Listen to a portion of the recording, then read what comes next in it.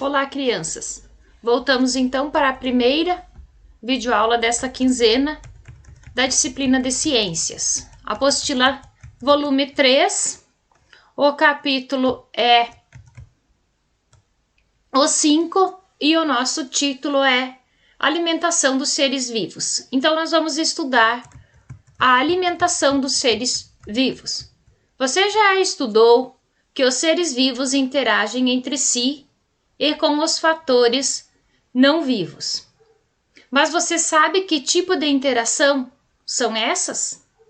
Nesse capítulo, você vai conhecer mais sobre as relações de alimentação e compreender como plantas, animais e outros seres obtêm alimento. Pronto para aprender mais sobre a grande teia da vida? Roda de conversa. Leia o diálogo entre Henrique e seu avô e descubra do que alguns seres vivos se alimentam. De que vive esta aranha? Perguntou o avô. Ela come os bichinhos que caem na teia. Ontem ela pegou até uma borboleta pequena que vinha voando. Muito bem, disse o avô. Já vi que você é muito observador. A aranha come pequenos insetos e assim consegue a energia de que precisa para viver. Mas, e os insetos que ela come? De onde tiram sua energia? Acho que eles comem plantas, gafanhotos. Eu já vi que comem as folhas. As borboletas, acho que comem flores. Não comem flores não. Elas sugam o néctar. Isto é, esta água açucarada que existe dentro das flores. O açúcar é que lhes dá energia. E o beija-flor também? Perguntou Henrique. Sim, o beija-flor, as abelhas e muitos outros animais vivem do néctar que colhem das flores. E as minhocas? Comem o quê? Comem folhas mortas, respondeu o avô. E as galinhas? Comem as minhocas? Completou Henrique. E as lagartixas?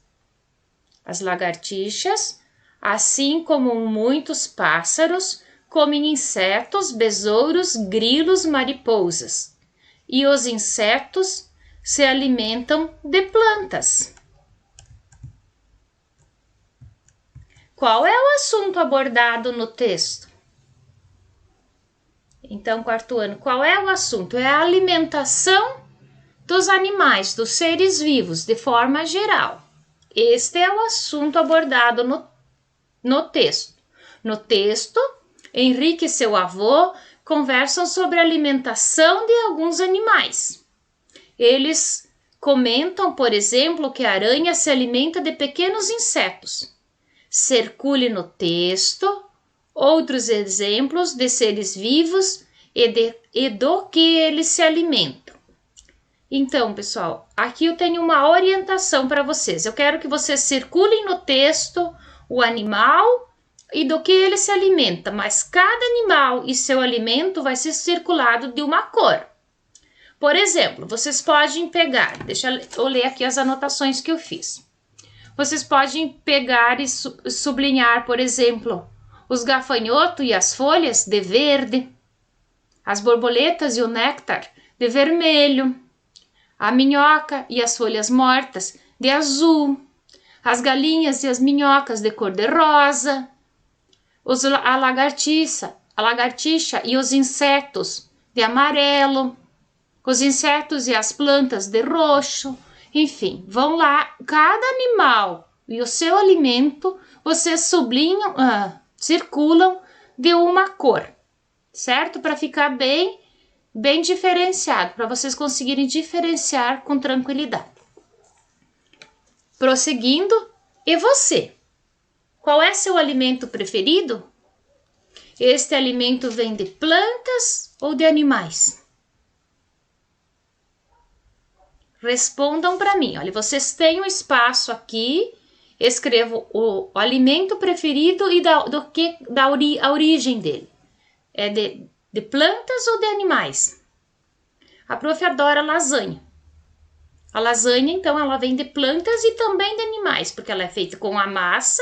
Massa tem farinha que vem do trigo. Tem ovos que vem de animais. Tem queijo que é de origem animal. Eu não gosto com carne.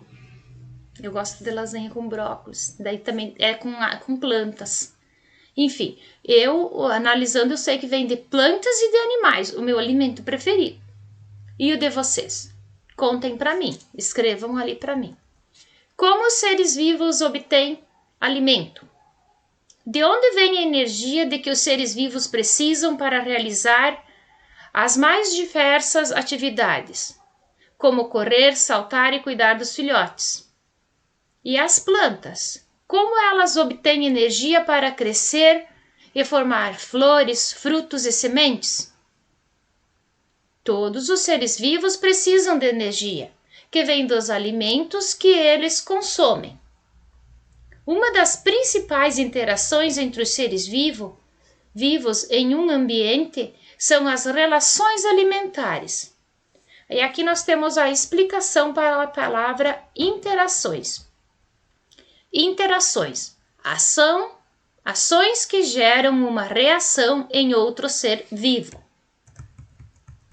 A ariranha comendo peixe. A criança alimentando-se. Vejam, o alimento da criança é de origem animal e vegetal. Borboleta sugando o néctar. Gafanhoto alimentando-se com folhas.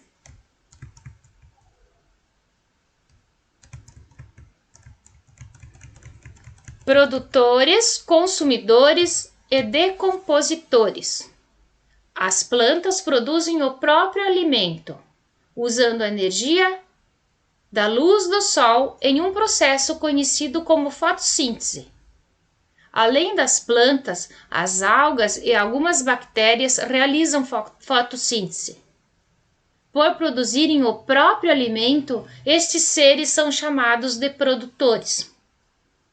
Observe como ocorre o processo de fotossíntese. Primeiro, a planta absorve a energia solar. Segundo, o gás carbônico é absorvido pelas folhas. Terceiro passo é, pelas raízes, a planta absorve a água.